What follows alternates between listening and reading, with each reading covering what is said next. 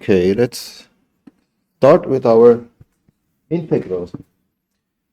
So we have there are some material that I skipped, which is about Hess's discriminant and Lagrange multiplier. And I was trying to make a video, and I did make a video, and it seems like it's better to go through that material in the class with the discussion rather than just putting the video up. So I so you can find the slide in our Notion site, the 6.1 and 6.2 here. We're not gonna do it today, so we're gonna do it whenever we have extra time.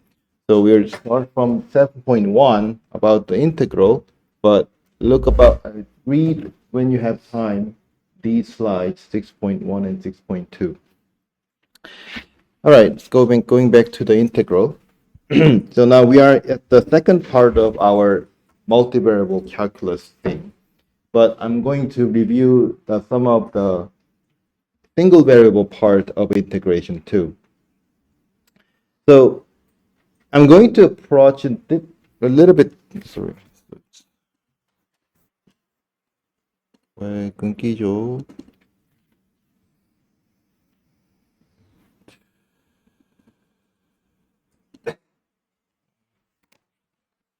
Sorry about that.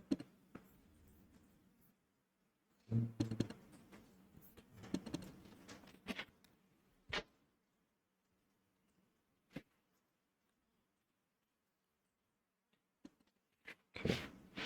So I want to start with the basic question. So whenever you have the concept of integration, you have to think about area. So let's say we have a function and we have a domain as an interval, and let's say we have a graph and I want to find out the area under the graph. So how should we find or calculate or even define an area under the graph? So let's think about naively, because the concept of integration is very intuitive, and there's nothing about real hard computation. So there are basically two ways you can estimate this area. So the thing is, the only shape of the area that we can find its exact area is the rectangular area. Other than rectangular area, or maybe circular area, you have a formula, but besides the circular area, the rectangular area is the only shape that we can define its area by width times height, right? So when we have non-rectangular shape like this, we have to estimate the area by smaller rectangle, by approximating the area with the small rectangles. So there are two ways with there are many more ways, but the naive way of dividing out the area as a smaller rectangle are these two. The first one here on the left side is having a thin, long rectangle. It is sliced by, you slice the interval from A to B, and then you put the long, skinny rectangle, maybe below or maybe above, but at least it could estimate the area under the graph, so that you don't just take the random rectangle, you just take the rectangle so that it could approximate the area as you increase the number of partitions here. And another way of estimating the area is that instead of making the partition on x-axis, you make the partition on the entire domain that contains these area under the graph. So I can slice this two-dimensional region, the rectangular region, into smaller rectangles. Here it's square, so I make it into smaller squares. And then I just pick one that has one that could approximate the area under the graph. So obviously I cannot pick this rectangle as that one that approximates the area. I could pick these ones, but the problem is if the smaller rectangular area somehow has some portion under the graph, but some portion not under the graph, then how do we decide which one to include? But then you have to have a rule which one to count and which one not to count. But if you keep increasing the number of partitions on x-axis and y-axis, the errors due to the selection of these rectangles, smaller rectangles, will get to zero. So as long as you choose consistently, that makes sense to approximate the area under the graph, then this counting method also could give you the area under the graph. So we're going to discuss of these two methods here. So let's talk about the first method, slicing up the interval. So what do you mean by slicing up? It means you partition the interval. So let's say we have an interval from A to B. What is meaning of the partition? The sequence. It's a finite sequence. It's a finite increasing sequence of numbers starting from A to B. And there's one attribute that we can put onto the partition. So whenever we say a partition, it's a finite sequence, increasing sequence of numbers, but when you take the two consecutive sequence in your list, you take the absolute value of the difference, well, actually always positive because it's increasing. Anyway, you take this difference for every part, and then you take the maximum, and we call it the size of partition. Okay, the number of partition is the index n here, the largest index n. So if you want to separate into n subintervals, that you need n plus 1 sequence in your sequence list.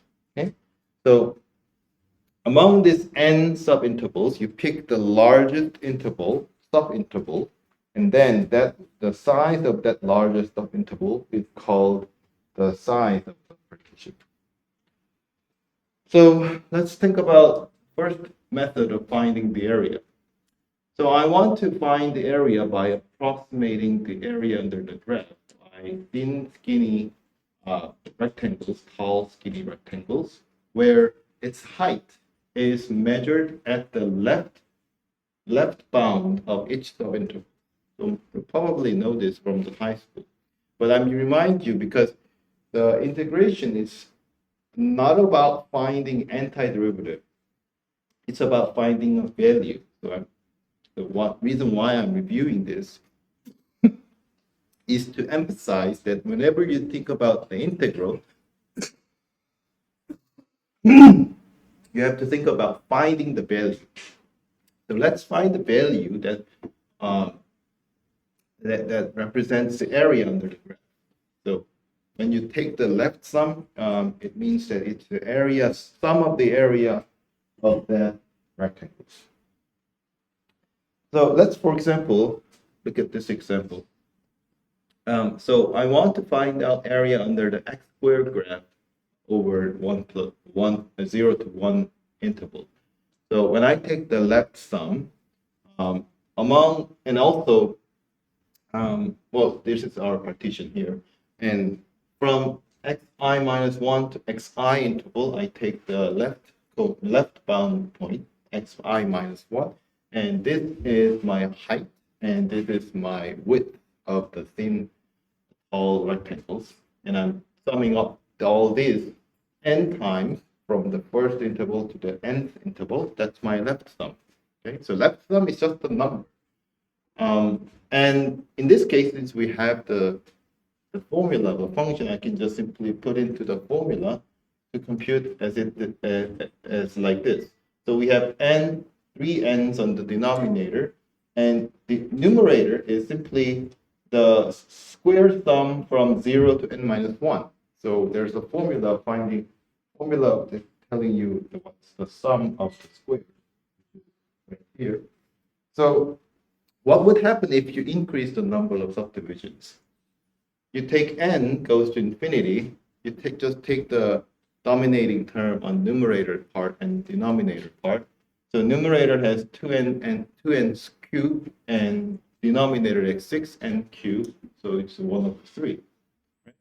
So you can imagine that if we increase the number of subdivisions, this rectangle area will converge to 3, but you can tell by looking at the picture that always the sum of rectangular area is less than the real area under the graph. So you can imagine that the area under the graph of this x squared function is at least 1/3.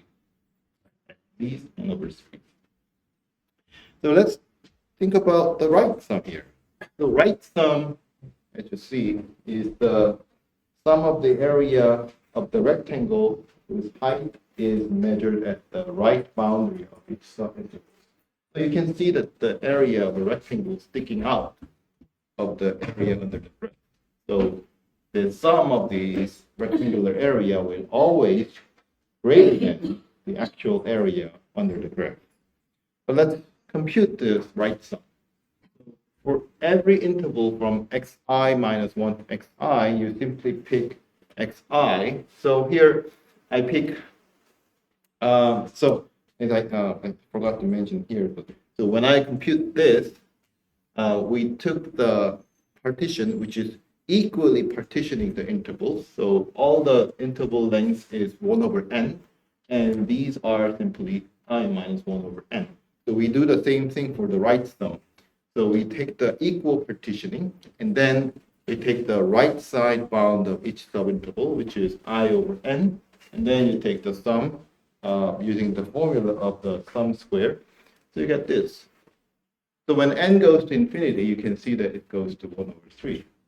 So what does it tell you?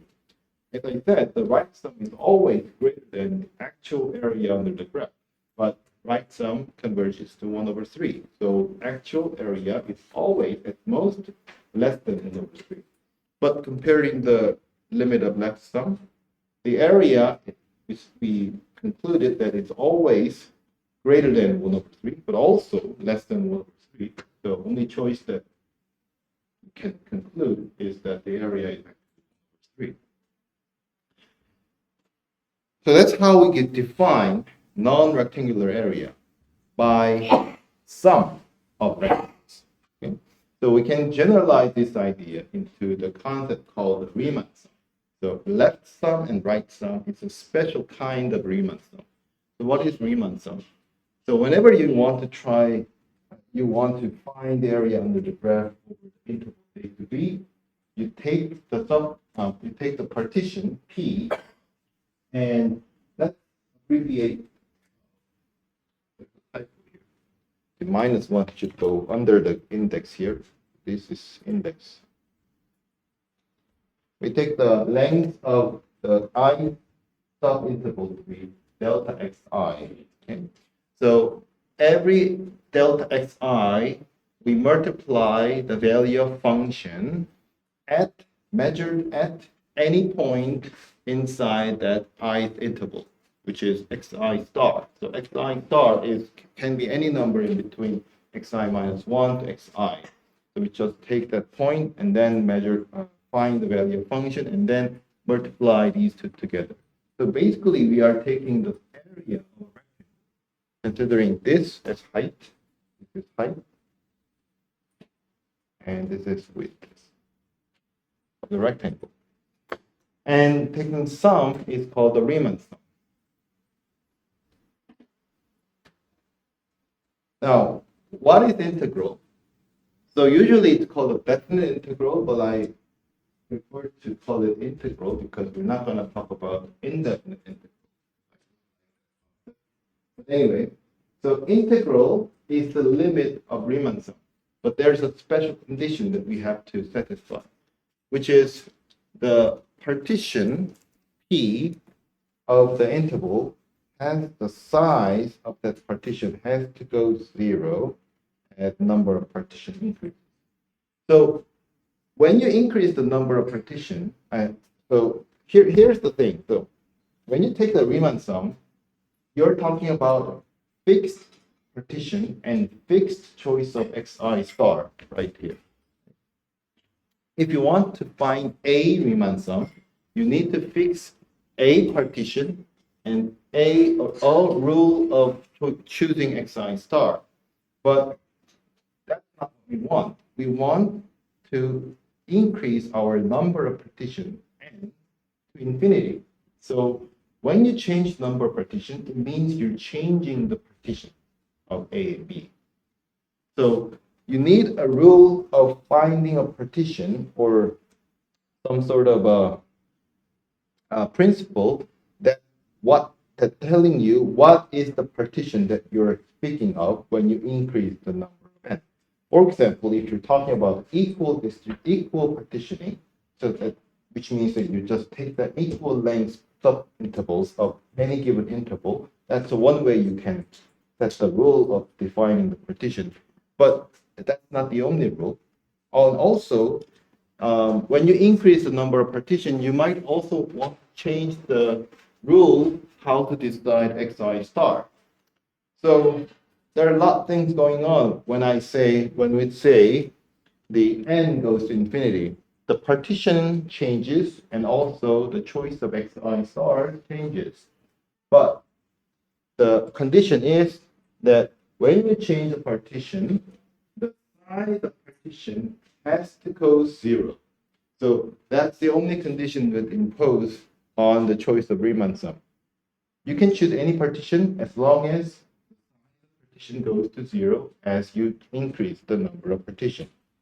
And when you have such rule of choosing the partition and point xi star, the limit exists for any type of such partition, and it goes all the same, always the limit is always the same, regardless of the choice of partition and xi star.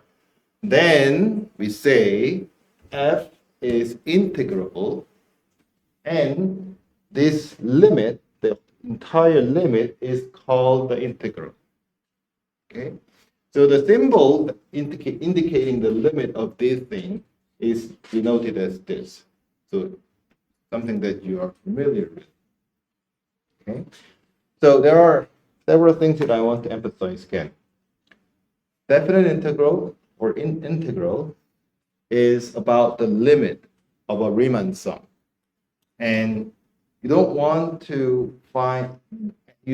take any partition. You want to take the partition that has all the subintervals that the size of all the subintervals goes to 0 as you increase the number of partitions, so that you can minimize your error between the area under the curve and the area of sum of the area of the rectangles. And also, one thing that I want to emphasize is that this is simply a notation. This is just a symbol. This is not a mathematical operation. So integral sign is not an operation. For f only indicates that which function we are interested in, and dx is also not an operation. Well, there's something that I should say that when you go into the deeper level of mathematics, then dx also has a meaning, but here it only indicates that you are integrating over a function whose variable is x, which is already indicated here. So, in fact, you can write anything for the symbol of integral. This is just conventional way of indicating the integral. So let's try to compute something here. I want to find the area between these two functions, 0 to 1. So here's I think this is the graph of cosine, and this is the graph of tangent inverse. Okay? So forget about all the rules that you learned in high school. Think about how you could find the area under these two graphs. So first, you might divide this area into two pieces, one in the left and one on the right. Then, if you want to do that, then you have to uh, say find the point where these two graphs intersect, and then you can take long, skinny rectangles to approximate this area, or tiny squares that divides entire space, entire this rectangular area, and count which squares are lying inside. Okay. So well, let's do that. So how do you do that? So there's no way you can do it without using computer. So let's do. Oh, well, let's think about. So at this moment, I did a lot of exercise with the Colab already. So maybe I'll give you the chance to do it on your own. So think about how to find the area using Python. So I'll give you some time to think about discuss with your group member and try to write the code that computes the area here.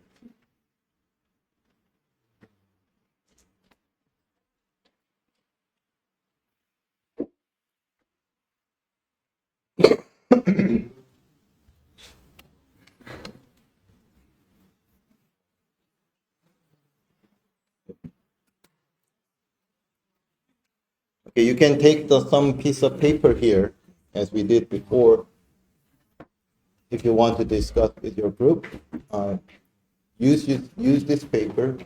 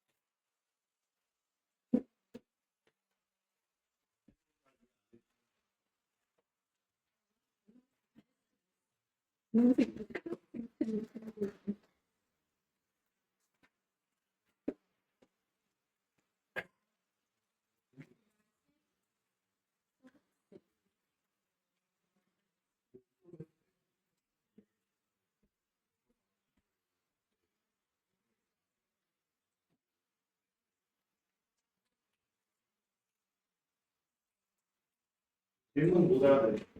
뭐 질문 이해가. 뭐 일단 뭐 이거는 뭐다 문제가 없어요.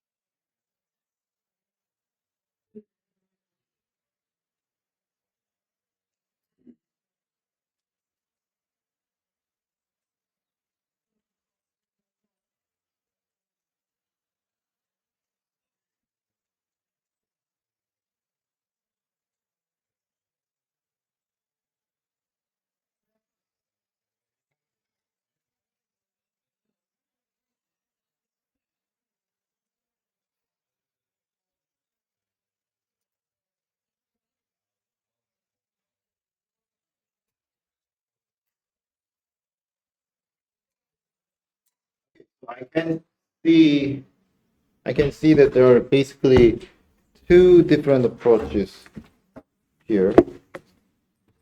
There are actually one more, which I introduced in the beginning.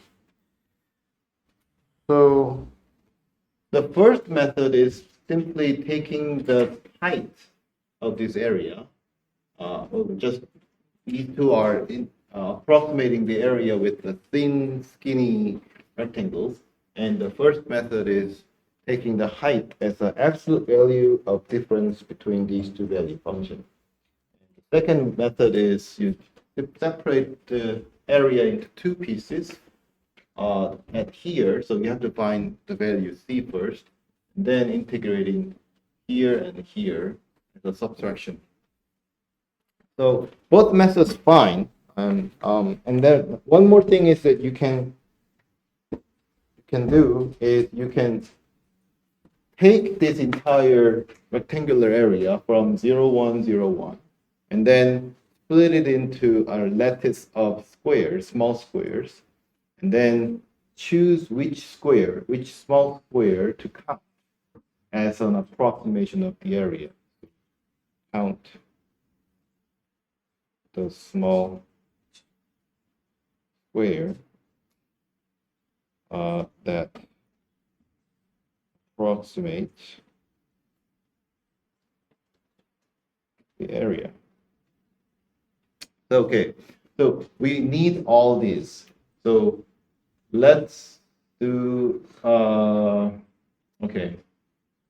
So let me introduce the one thing first, and then let's come back later. So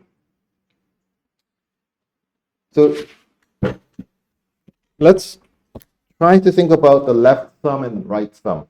So here, the number one, the method one, is using the left sum because I choose the left bound of each ith interval here. And you can use the right sum here. So you have to choose which Riemann sum to use in order to compute this integral. So you have to take the two integrals here. But besides, there are another way of finding the integral, which is trapezoid rule and Simpson's rule. Think about this first, and then let's go back to implement and compute the numerical values of this. So the trapezoid rule is using the trapezoid to approximate the area. So what is that trapezoid? Yeah, I don't have a picture, but okay. So if you have a graph like this and you want to approximate this area, so in this case, the left sum uses this area and right sum uses this area. But instead, I can use the trapezoid like this to approximate the area under the graph. So what's the formula of area of the trapezoid? So if you have width of x and height f of xi minus 1, f of xi here, then the average of the two heights on top and bottom times the width of the trapezoid is the area of the trapezoid. And then you do this for every n subintervals and then take the n to infinity. That's your approximation of area, the actual area of the under the graph of a function. So trapezoid rule is quite accurate compared to the left and right sum. But it's simply the average of left and right sum. So you don't need to compute this every time. So you can simply take the left and right, left sum and right sum, and you take the average. That's the trapezoid. How about the Simpson's rule? So it seems a bit complicated. What it says is that P is equipartitioning of the interval into 2n partitions. Okay, so now 2n it simply means that your number of partitions it must be even. Okay, and if you want to compute the area under the graph or the integral here, this is what you need to compute the limit of these sums.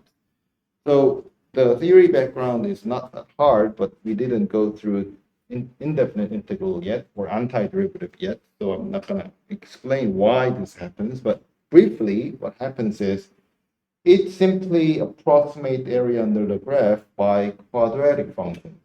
So let's say we have some exaggeration here. These graph over some interval here.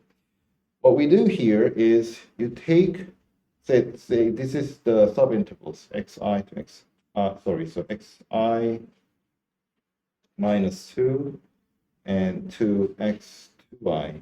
So in the middle, there is the x2i minus 1.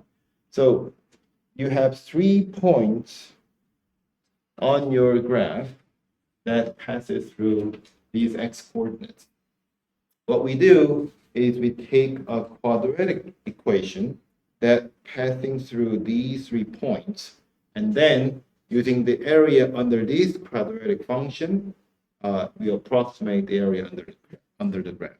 So trapezoid rule uses a straight line, but here you use a quadratic curve. So in principle, it must be more accurate than the trapezoid rule. So having all these rules, let's try to implement how to integrate.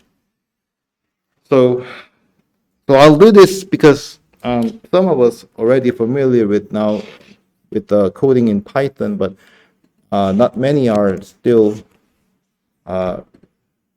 struggling. So maybe I can do it again, do it together. So okay, here, so taking so long. All right, so we have, now it's up to you which integration method you want to implement. I'm going to use the trapezoid rule. So I'm going to define my left sum. So what does left sum requires here? First, you need an interval and the function, and also partitioning rule and choice. Now the choice of the xi star is fixed. I need a partitioning rule. I'm going to assume that all my partitions are equi-partitioning. Okay, so we're going to take the equal length of intervals. So all we need is the number of partition. Okay, then I have the partitioning rule that is equally partitioning the intervals, so I'm done. So I need a function, and so here,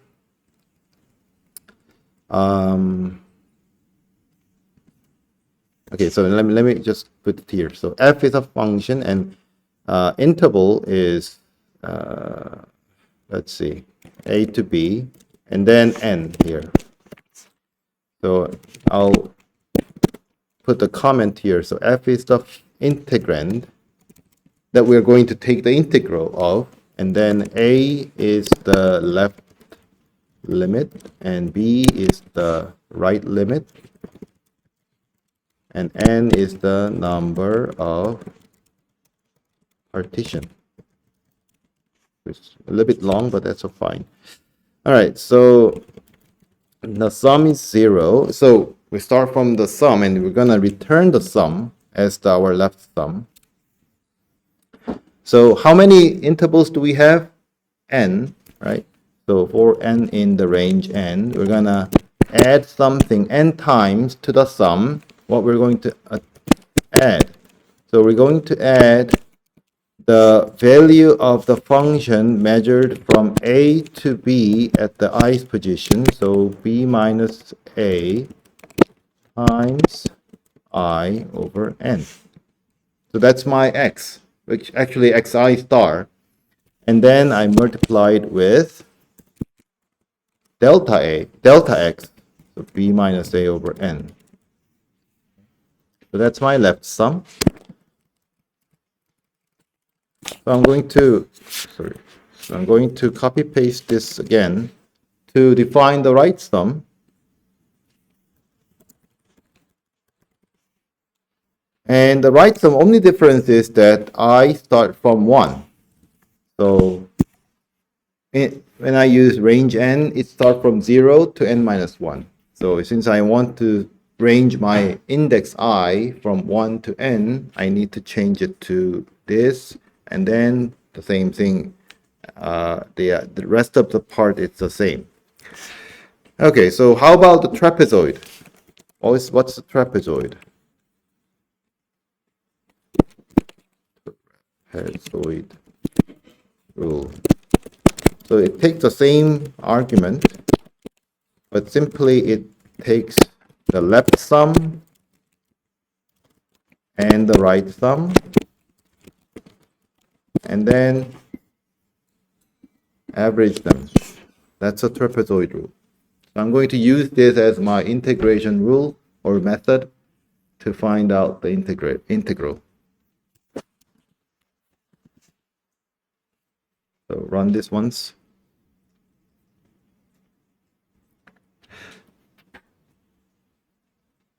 So let's go back to our slide, the problem. So I'll show you a problem first and then going back to the collab. So this is our problem. Let's try the first method first. So I want to integrate this absolute value function here.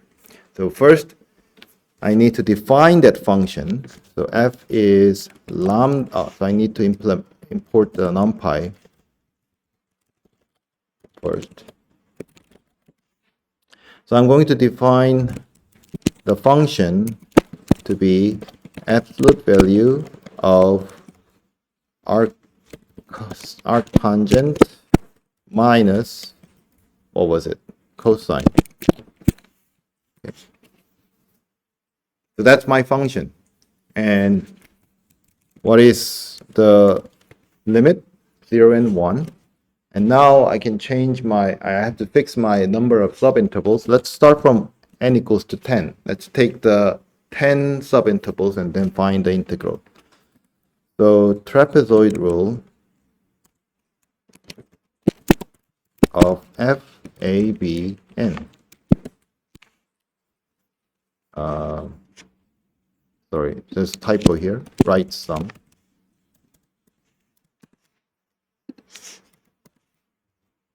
So it says 0.45 something. Okay. So it only takes 10. It only took 10 subintervals. So it's not it may not be accurate. So I want to increase, but I want to compare how the limit changes over my increase of this number of subdivisions. So I'm going to let my n to be increased from 10 to the power of 1 to 10 to the power of 3,000. So when I range from 1 to 4, my number of subinterval will be 10 to the power of I, and then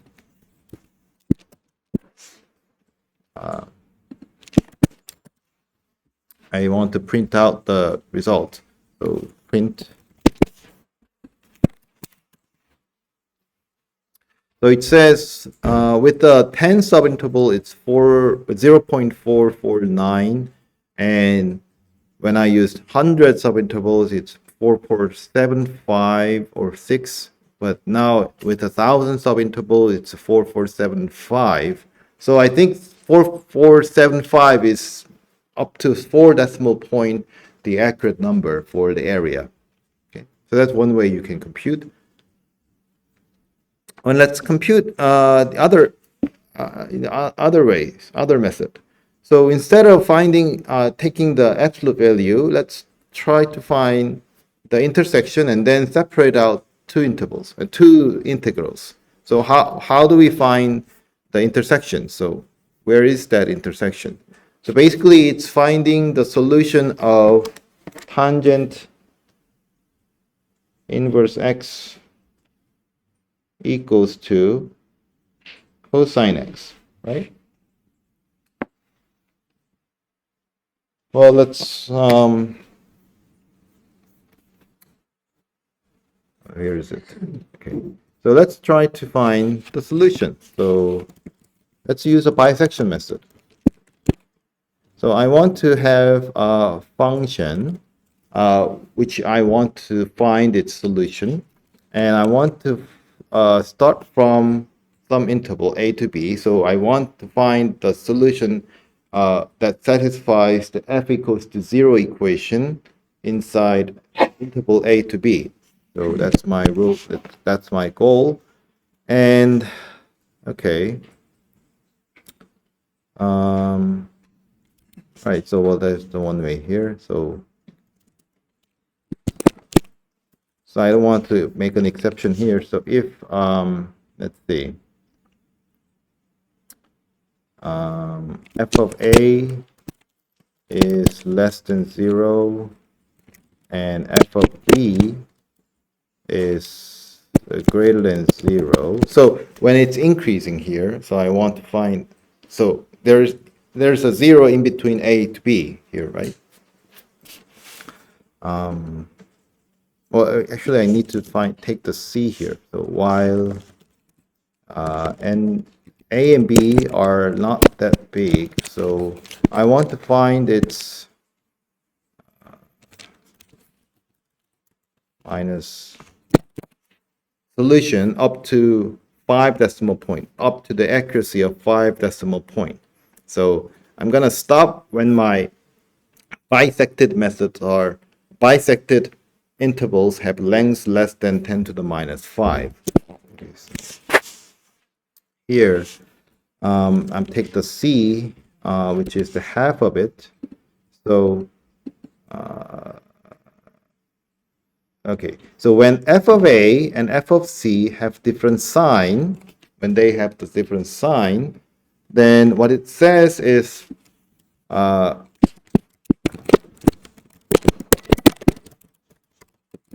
different sign.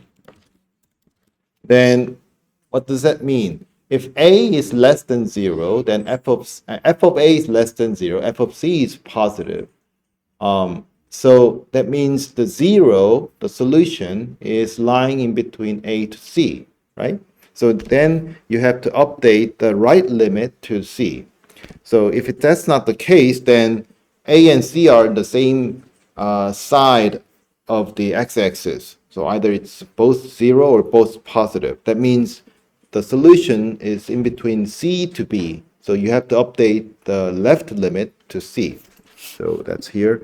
And then when the while is failed, that means the left limit and right limit has the length less than 10 to the minus 5. That's where we will have to stop. Maybe it's better to have a plus b over 2. The middle point here. So that's our bisection method to find the solution. Let's find the solution. So c will be bisection. First, I think I should let the function to be lambda x2 arctangent minus cosine x.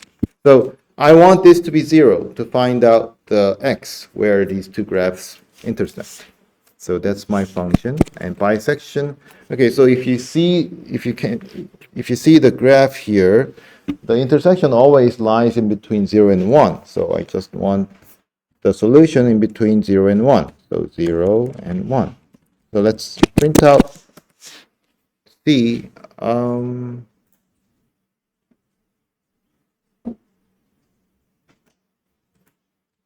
Oh, sorry. No. Oh, sorry. So it has to be opposite. Sorry. It has to be bigger than. So it has to loop until it gets less than 10 to the minus 5. So sorry for this. The order of this inequality. So it has to be greater than 10 to the minus 5. All right. So it says the intersection is approximately 0.8165 something. So that's our interval. So now let's try to integrate in these two functions. So first, sum 1 is the trapezoid rule. So I need to define my function. Let's say g1 is lambda x. So in the interval from 0 to c, cosine is greater than arctangent, right? So I need to take the cosine x minus arctangent x. And then I put that in G1 here. And let's take 100 subintervals. So that might be enough. And then the second interval, arctangent is greater than cosine. So I take arctangent minus cosine. That's G2 from C to 1 with the 100 subinterval. I take S1 plus S2. That's my area. So it says 0.4475, which is approximately equal to the previous result. Okay.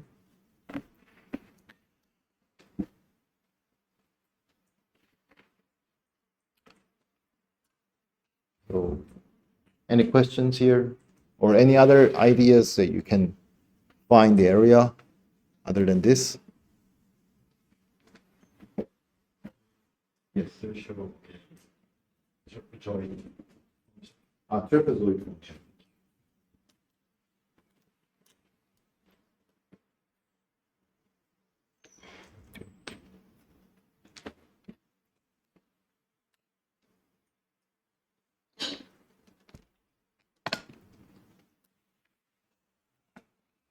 Okay. So here's our second method.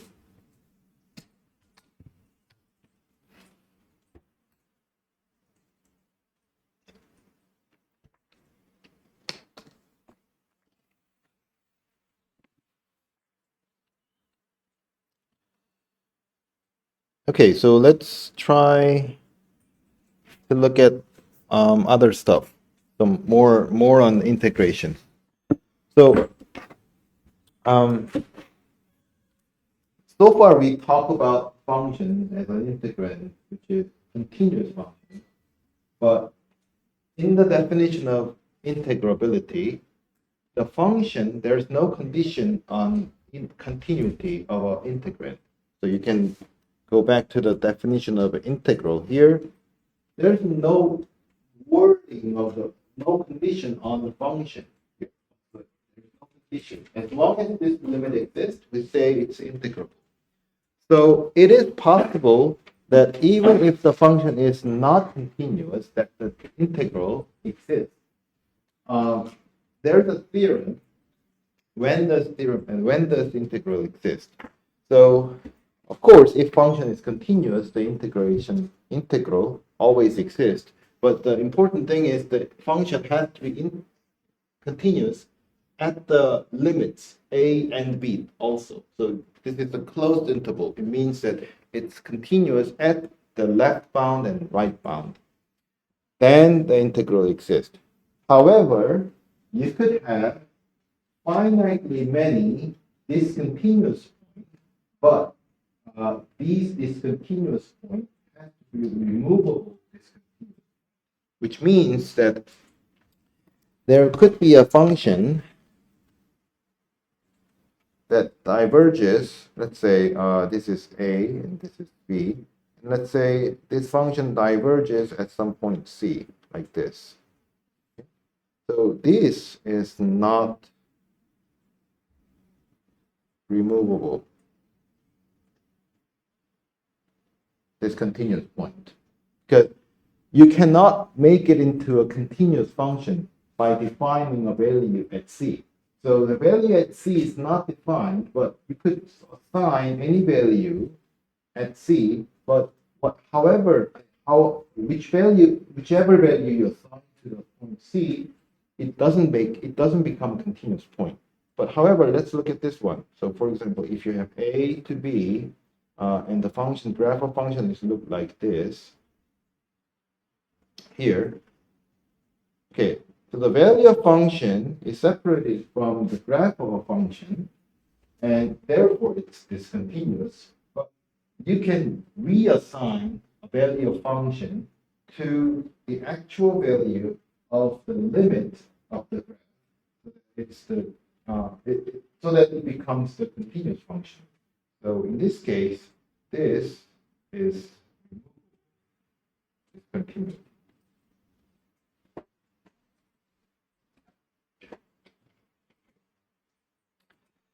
So when you have finitely many such points on your interval of the graph, then your function is integrable. So it's okay to have finitely missing points because it doesn't affect the area under the graph. Well, that's intuitively clear, right? So let's try to compute this one. Minus 1 to 1 of the sine x over x. So I'll just give you time to use your code to find the integral. We just implemented a method of finding the integral, so you just need to plug that into the function.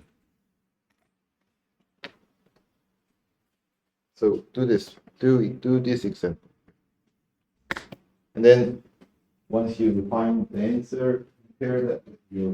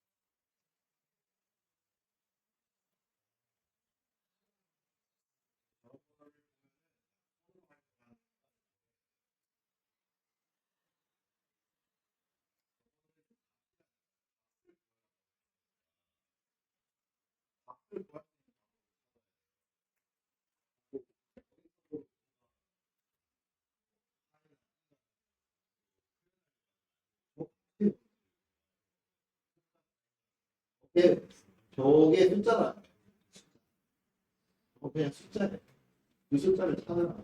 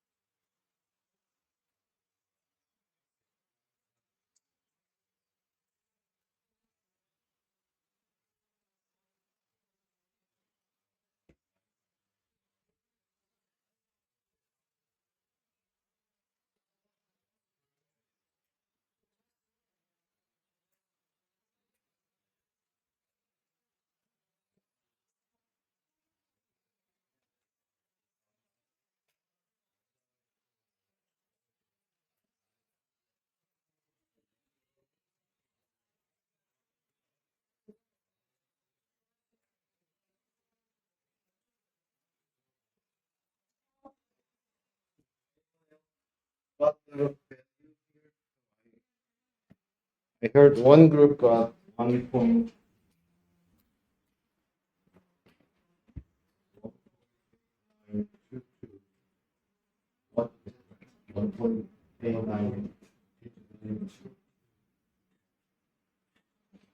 Any other group got similar value? Any other group got any answer near this? Did you get awesome?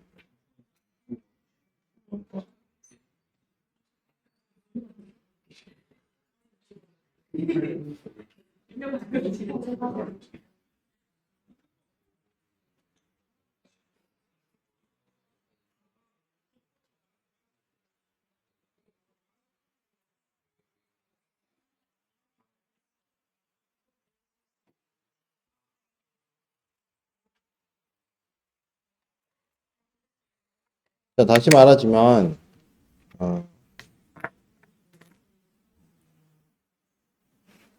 okay. So as I tell you again, this is a symbol, okay? This integral is simply a symbol indicating that some value related to the area under the graph. So when you see such function or such expression, what you need to do is try to think about what's the graph of integrand. So let's graph the integrand first. So I'm going to set my t to be array from -1 to 1. So when I don't specify the number of partition of the lin space, it divides into 49 subintervals.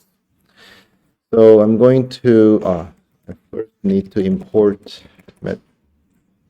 plotlib, and then let's draw this. So plot x sine x over x. So this is the graph. So it's above x-axis, so therefore it has a area. Okay, so a certain area is under the graph. Now I want to find this area. So I simply take the Riemann sum in order to find area. So I'm gonna use the trapezoid rule. Print trapezoid rule. Since I defined my function already, oh, I didn't yet. Okay, so I have to define my function. So let's start from this definition. So let's say f is a lambda given by this, and then -1 to 1 with, okay, so how many subintervals? 100 subintervals? Okay. So what's the result? It says none, not a number. So none is an abbreviation of not a number. And this is occurred when you try to sometimes divide 0 or try to get the, sometimes you get an infinite appears as none too. So anyway, there's something wrong in some part of the computation when I do the trapezoid rule. The problem is, since I divide it into 100 subintervals, there are 50 subintervals on the left and 50 on the right. So at the middle, there is a 0. So trapezoid rule uses left sum and right sum. So on the 49th subinterval, the right sum tries to compute the value of function at x equals to 0. And at the 50th subinterval, the left sum tries to compute the value of function at x equals to 0. But when you plug in x equals to 0, you're trying to divide something with the 0, so therefore it becomes a none.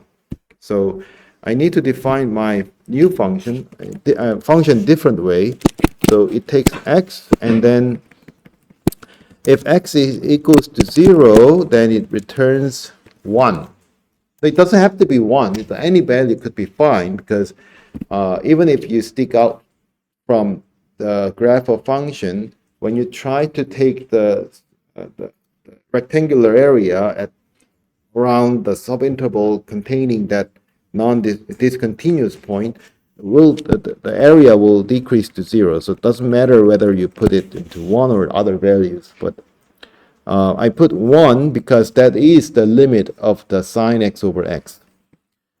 Or it just returns the sine x over x. But then trapezoid will give the answer. It's 1892146. Maybe if I increase the subintervals, maybe it gets accurate. So I think it's 1.892, yeah, 22, yeah, 165. So it's 22, right? All right. So the last time, emphasizing this, when you try to compute, when you have such expression, don't consider it as something similar to the plus or minus or the differentiation symbol. It's just a symbol indicating a number. So all you need to do is try to find a number. Okay. All right. So we stated the Simpson's rule. So let's think about other types of integral. Well, that's not really other type, but let's try to use different method finding the area. So as I mentioned, you have another way of defining or computing the area by slicing the entire rectangular region that contains the area of interest into a smaller pieces of squares and counting the squares. Here we want to find out the area of the unit disk. So it starts from -1 to 1. So area, rectangular area that contains this unit disk is -1 to 1 times -1 to 1, and I divide it into 10 times 10, the 100 squares, and I count the squares only when the center is lying inside of the disk. Maybe in this case, maybe I think I count the squares if the left corner of the square is contained inside of the disk. So that's not this one. The left ends. So when I see number 1 here, number 1 sub squares, I take these points as my standard point, and then if this point, and I check whether this point is lying inside of the disk, then if it's included in the disk. So I count this number 1 square. So when I count this, there are 69 small squares that are considered to be approximating the area inside of the disk. So I'm going to use these 69 squares and area of these 69 squares as the approximation of area of the disk. So these squares have all the same size. So simply I take the 69 times the area of the small squares. So it's not really near 3.14, which is the actual area of those unit disk. But when I increase the number of subdivisions into 100 or 1,000, it gets closer and closer to 3.14. So why are we doing this? Well, how do we find the volume? We find the volume under the graph of two-dimensional, two-variable function. So for example, if we have a function f of xy defined over some two-dimensional region D right there, and the volume that is under the graph over this two-dimensional region D is called R. How do we find these volumes? So we can do the similar idea that we just did here.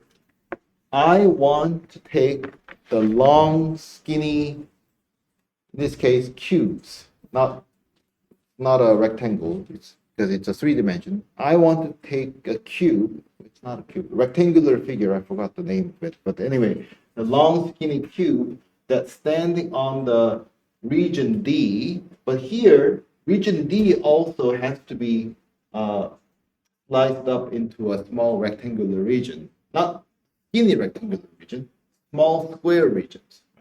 So if I pick the squares that are actually approximating the D, then I take the height of this skinny cube as the length, as the value function, the two-dimensional function f, and then I take the volume of that small skinny rectangles or cubes to sum those volumes to approximate the volume of the entire area here. So here is the picture. Here's the method here. It's the same idea of a Riemann, but we need partitioning of the two-dimensional region instead of one-dimensional interval. So here, the region that we're going to partition is the rectangular region, AB cross CD. So I need to partition the interval x interval and y interval separately. So here, the partition of x interval is xi, and the partition of y interval is yj. And I call this pair of partition as the partition of this rectangular two-dimensional region. So now I have, so in the x direction, there are n subintervals, and y direction, there are m subintervals. So in total, there are n times m subintervals, and not just subintervals, subregions. So ij subregion will be defined as follows. So I subinterval cross j subinterval in the y direction. So among all these subintervals, small rectangle, I want to take the height as the value of function. So how do you measure, how do you compute, where do you compute the value of function? I mean, it depends on what method you're using. So if you want to follow similar to the left sum, then you take the left bottom corner of the region, xi minus 1, yj minus 1. But if you want to follow similar to the right sum, you take the xi and the yj. But really doesn't matter, because this region will get smaller and smaller as we increase the number of partitions into infinity. So you can take any points in between these two intervals and put it into the function to compute the height. So that's called the Riemann sum of two-variable function. And this is approximating the volume under the graph. So you can take the limit, actual limit, by sending n and m into infinity at the same time, both to infinity. And if that limit always exists, regardless of the choice of partition and choice of xi star and yj star, then we call this function, the two-variable function, as the integrable function, and the limit itself is called the integral of two-variable function. Of course, there is one condition that this partition of two-dimensional region has to have a size that is going to 0 when n and m goes to infinity. Anyway, so this is simply a notation. The left-hand side simply is a notation that on which region we are taking the integral and which function we are taking the sum, and the rest of the information is simply the conventional symbols here. So the integral symbol, there is a double integral symbol which indicates that it's the two-variable function, and dx dy indicates which variable we're integrating with, and so on. But this is not an operation. This is simply a symbol that contains about this Riemann sum or limit of the Riemann sum. Okay, so let's think about in the example I just showed you here. We're not talking about the rectangular region, right? So we are having a non-rectangular region D here. So how do we actually compute the integral over such region? So remember that we have a concrete definition of the integral over the rectangular region. Using this definition, we can define the integral over any type, any shape of the region. So for example, let's say D is a two-dimensional non-rectangular region defined over, which is a domain of a function, small f. xy. If the domain D is finite domain, which means it has a boundary, fixed boundary, then we can put that into a bigger rectangular region, say AB cross CD. Then I can define a new function whose domain is this rectangular region, such that its value is either the value of small f function, or 0, depending on the inclusion of this point. So if x and y lies inside of the domain of the small f function, then the value of large f is same as the small f. But if fx and y is not lying in D, but still lies in the rectangular region A, then the value is 0.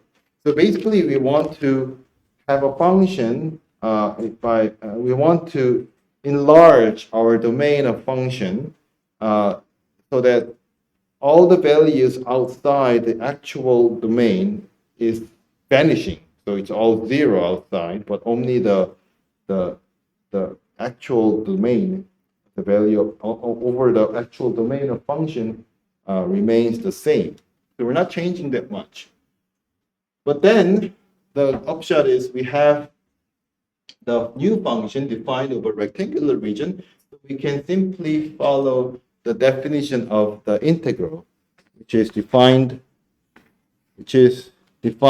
as the Riemann sum over the rectangular region. Therefore, what we are doing here is we can define, so this is the new term here, is the integral over the function defined over non-rectangular region to be defined as the integral over our new function over the rectangular region. So since this is already defined, we can simply just put this value indicate the value of this. Okay, so there's no confusion. We don't have to distinguish the cases when the domain is rectangular or non-rectangular. So how do we actually compute this? So this is the, so I failed to draw the boundary here, so I tried, but I couldn't. So anyway, I indicated all the skinny cube into different colors, so you can distinguish slightly little bit here. So we can see that there's no boundary, but you can imagine there's a shorter cube on the front and the taller cube on the bottom here. So what we are doing here is trying to get the volume under the graph. So we are going to approximate the volume with our skinny cubes here.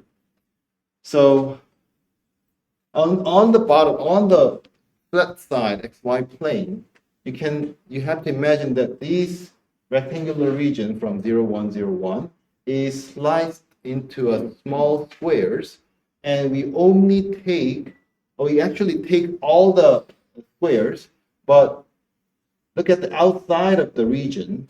The value of function, the large f, has to be 0, so there's no volume on the outside of the region. Only the volume, only the region inside our actual domain D, there is a height.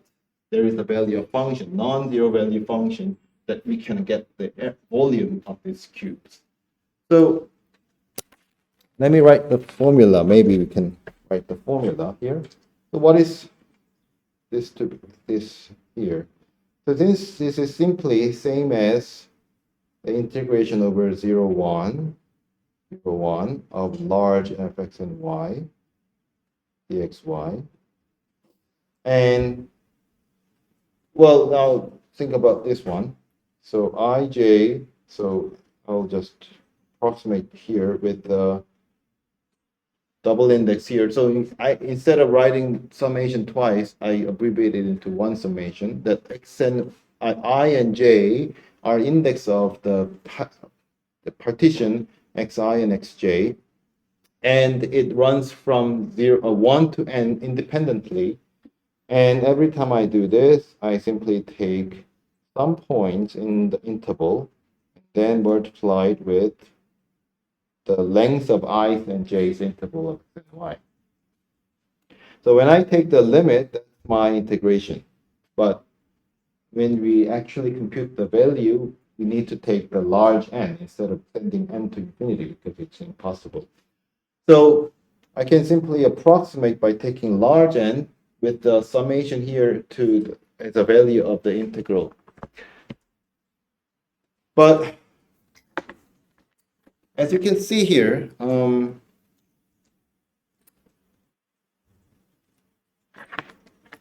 in either defining a function f or defining or choosing this xi star, you have to make judgment. We have to have a rule on when does these points lying inside of the disk D on the region D.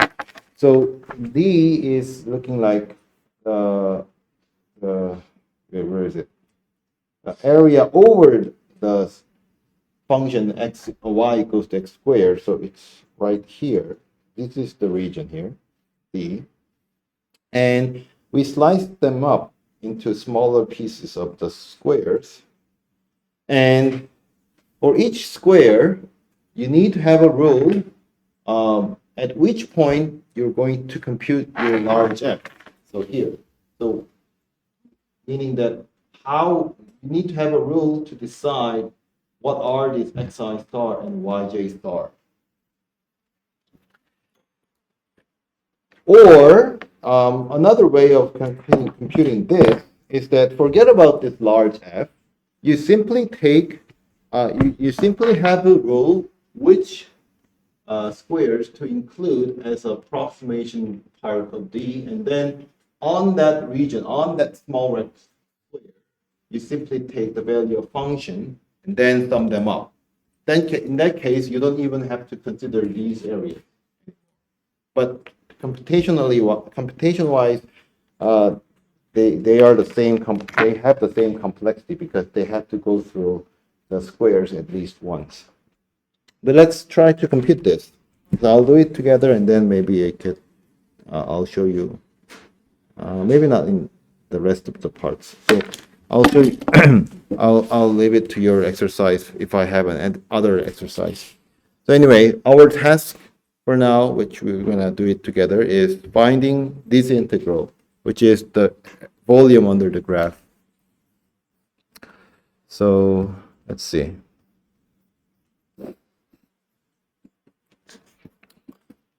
So I'm going to define, I will start from this definition. So I'm going to define my function f to be lambda xy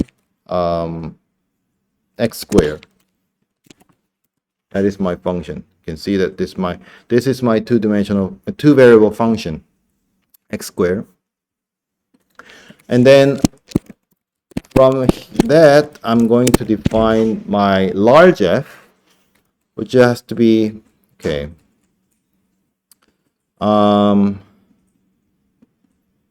if, let's see, if, okay, so I'm going to comment this out. If x and y lies in D, okay, so how do we know whether x comma y lies in certain area? So D is where x is less than in between 0 and 1, and y is in between x squared and 1. Okay, how do we know this is true? So so here I want to make it into separate functions. So let's see, contains well, let's do it this way. So anyway, so if x is less than or in between x and y, so at the first place, if x is not lying in this area, we're not looking at the D area anymore, so we don't have to think about this. So, and if this is true, then what we need to consider is whether y is lying in between x squared and y squared. And I think I can make it into one line here. So if these two are satisfied, then I return the value of small f, right? So otherwise, I just return 0. That's my large f. Okay, so what do I do next? I simply take the sum over all the rectangles. So I need to, let's see, set the x interval and y interval. So I need to slice up the interval from 0 to 1 and same for the y interval, 0 to 1. So space. And then I take xy to be the grid line of x interval and y interval. So then I get x and how many points? So there are 2,500 points because each intervals from 0 to 1 have 50 points.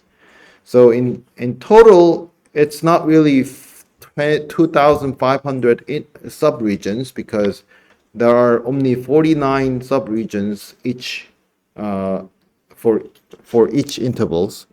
So it's kind of okay. So there are only that many. So let me choose the number of. Let me control the number. So okay. So I'm going to subdivide my interval x and y into 10 subintervals. That means I need to equally partition this interval from 0 to 1 by n plus 1 elements in the sequence. So then I get the mesh grid of these points. So let's see.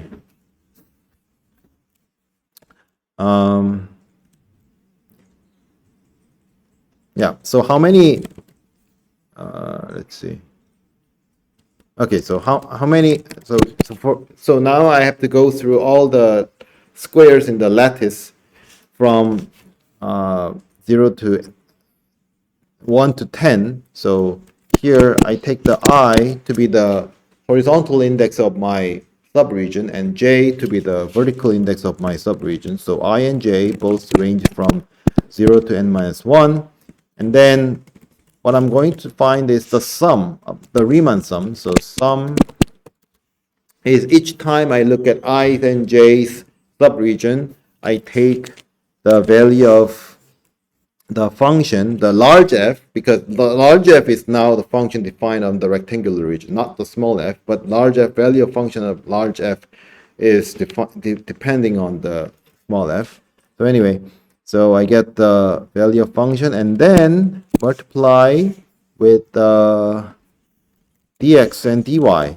So what is dx and dy? Since I have length 1 interval divided by n, it's 1 over n. So it's a dx times dy. So when it's done, I let it print sum. So basically it's 0.1163 something. So what is it? What does the sum says? It's the integral of fxy equals to x squared function over the non-rectangular region D, which is defined this way. Okay.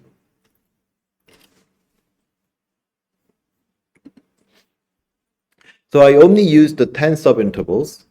So if I increase it to 100, that means I have 10,000 subintervals. So I can see that it's slightly changing, 0.1313 here. Maybe if I increase to 200, then slightly changing again. But I think up to second decimal point, it still remains the same. So it's 0.13 is accurate up to second decimal place. How about 300? So yeah, maybe if I get to 300 intervals, then 132 is accurate. Maybe 400. So you have to do it until you get the accurate numbers. So depending on how many decimal point you want to be accurate, you have to try and error until you get the accurate numbers.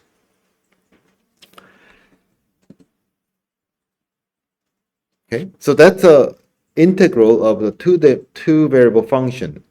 Sometimes we call it double integral, but not. I don't want to separate out the concept of double integral with the concept of the single integral because they are the same thing.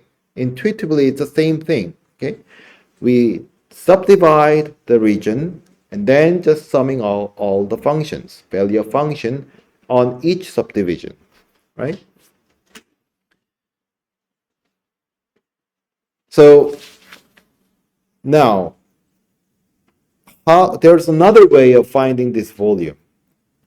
How do we find the volume of this graph? So here, how do we find the volume of the area, not the area, the volume under the graph? So far, we just used the skinny cube. What would be another way of finding the volume? How about we subdivide the rectangular cube that surrounds the entire region into a smaller cubes. So here you can see that this is 0, 1, that's x-axis, and this is 0, 1 for y-axis. And how high is the z-axis? Z-axis from 0 to 1, right? So entire area or a volume is lying inside of 111 cube. So to find the volume, you can slice up this this big cube into smaller cubes, and then what do you do next? What should you do next? Just count the small cubes that could approximate the volume, right? The same thing as you do for finding the area, right? So in the area case, you count the small squares. Here, you count the small cubes. So let's do that way. So I'll show you the first step and then leave it to your exercise. So what's the first step? You have to slice the cube. So here, x intervals, y interval, although we defined earlier again, I'll define it again. So it's the linear space. So first, I need to take the number of subdivisions. Let's say start from 10. And then, yeah, so from 0 to 1 to n plus 1. Since x and y and z all have the same bounds, so we have here. So it really doesn't matter whether you put the cubic box into 0, 1, 0, 1, 0, 1, or you can make it larger, but it takes more computation and gets less accurate. So when you have these three intervals, now you can have a three-dimensional mesh grid of x and y and z. So we have large x, large y, large z as the lattice point, three-dimensional lattice point of the x and y and z coordinate of three-dimensional lattice point of the cube. So then what we have to do is, so now how many indices we need in order to spot small rectangular cube? 3. We need I index for x direction and j index for y direction and k index for the z direction. So for I and j and k, what we need is we take I, j, kth subregion, the small cube, and then decide whether this cube is an approximation, that is whether it's the part that approximates the volume under the graph. Okay, so you have to do something with a conditional phrase, whether to count or not these I, j, k's region. And then once you count all, so let me have this one. So count number of count is 0. If some blah blah blah happens, then you increase the count. And what's the result? So the total count of the small cube times the volume of a cube is the approximate volume of the red region, right? So count times dx dy dz. What is dz, dx dy dz? Dx dy dz is, well, in this case, the lengths are all the same, so 1 over n, 1 over n, and 1 over n. So that will be the approximation of the volume. So let's try to, so think about what should be inside of this if condition here. Okay. And then if you got working code, then compare the result with the previous result, 0.132.